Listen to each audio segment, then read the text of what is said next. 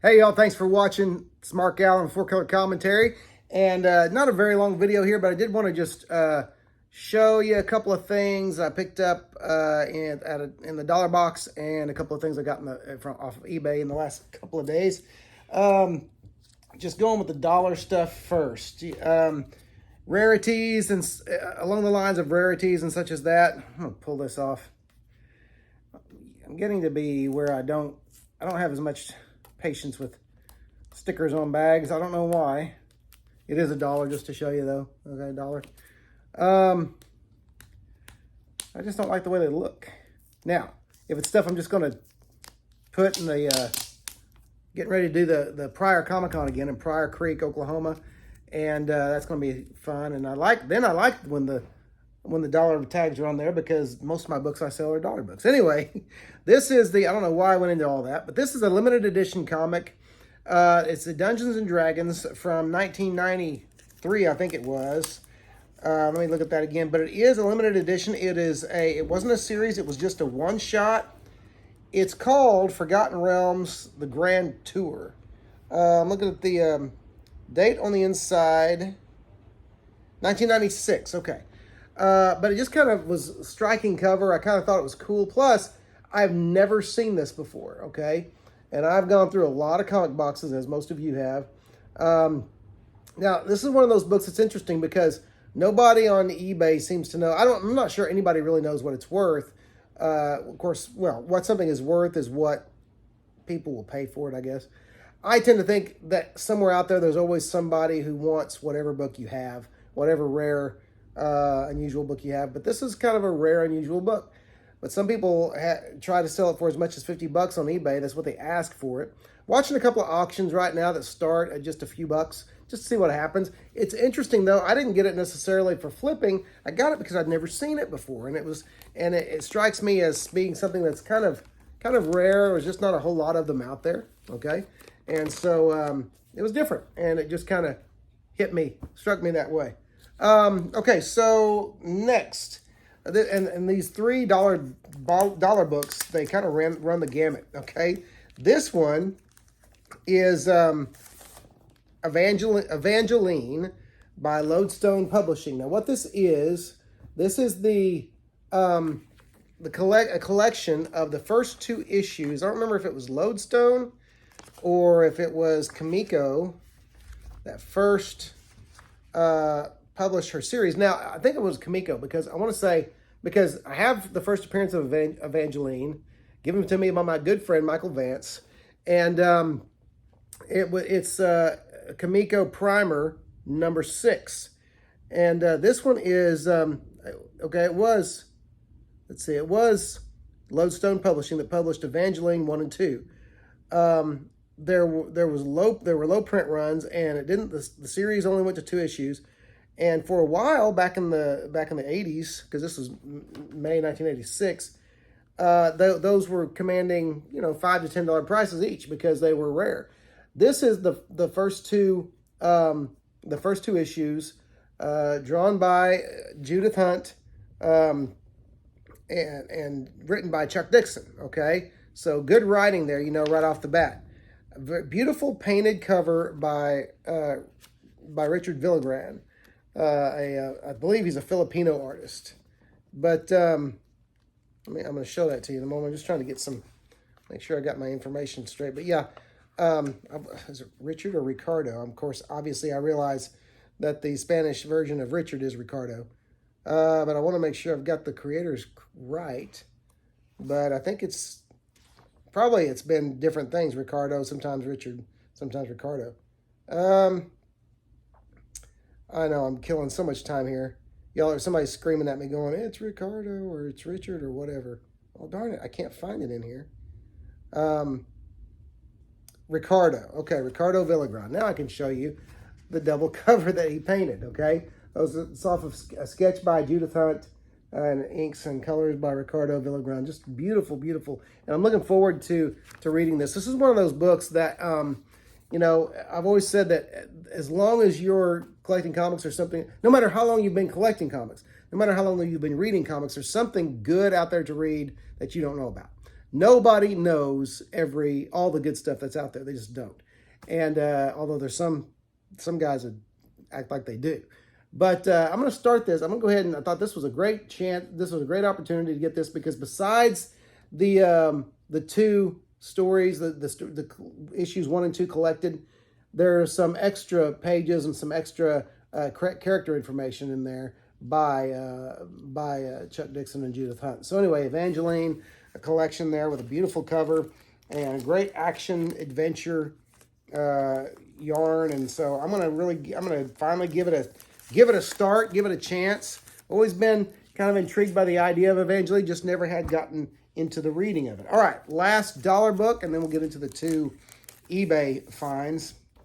This was just, I got this, I saw it, and I'd never seen it before. It is a 90s book. It's not in the best shape, probably fine minus, but it is by one of my favorite artists from the 90s and early, I say 90s, I don't think that's right.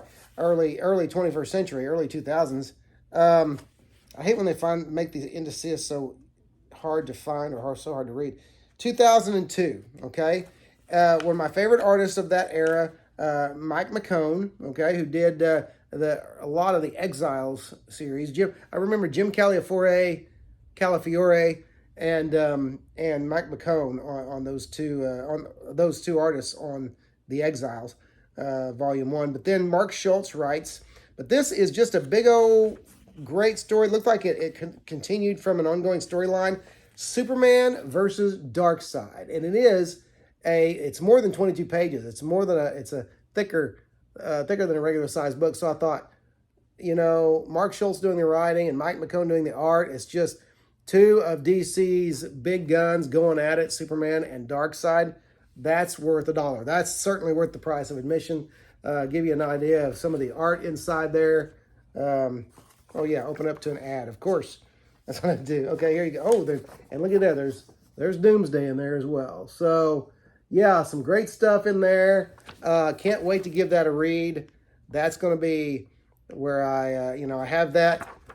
Get me a nice cup of coffee and sit down and start reading McCone's take on that great confrontation, Superman versus Darkseid. What's funny about this, it must have been, I mentioned last video how I'll put a book into a bag that had something worth more before, and so you'll have a big price tag on a dollar book. Well, there's the dollar price tag, but something in here was worth $20 at one point, or somebody wanted $20.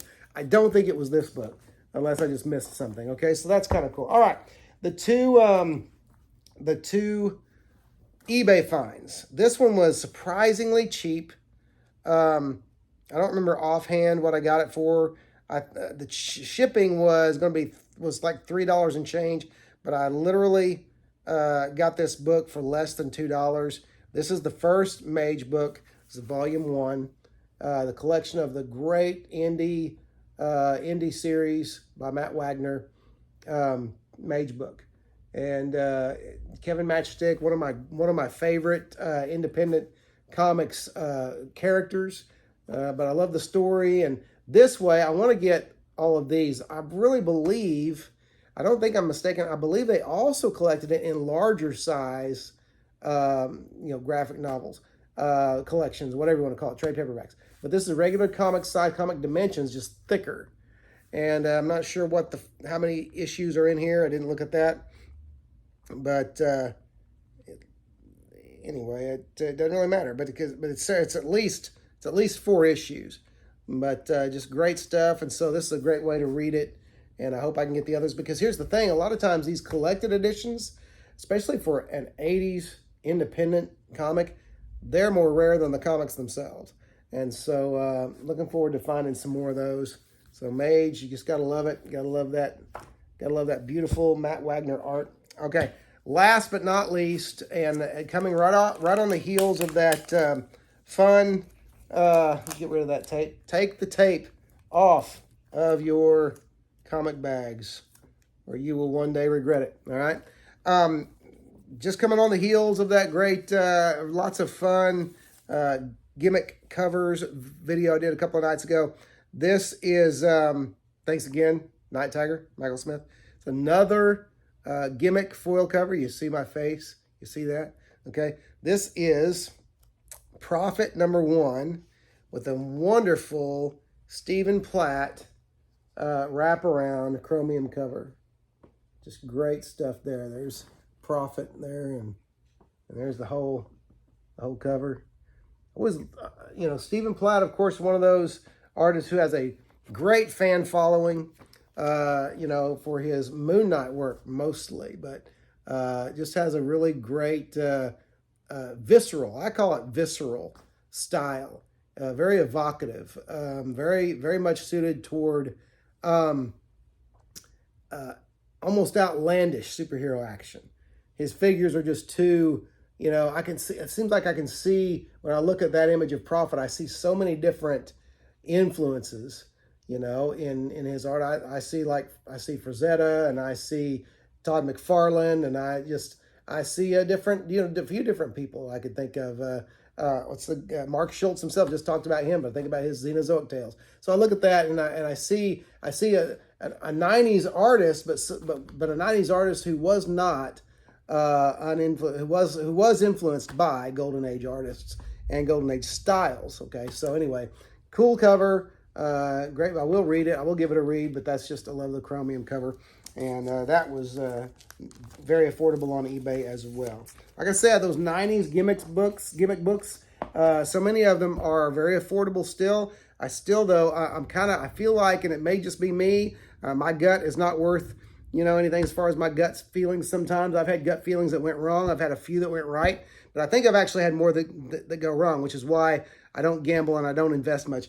But I say that about that. I feel like there's a limited time for people to snap up those 90s gimmick covers, because that was the era where the gimmick covers really took off. Though there is, just so you know, the first gimmick cover actually was a Golden Age book. I don't remember the comic, but it was Santa Claus was on the cover, and they used actual felt on the cover for the red parts. I don't know about the white parts, but for the red parts of his outfit, of his Santa suit. So believe it or not, check it out and look for it. Maybe you can find it.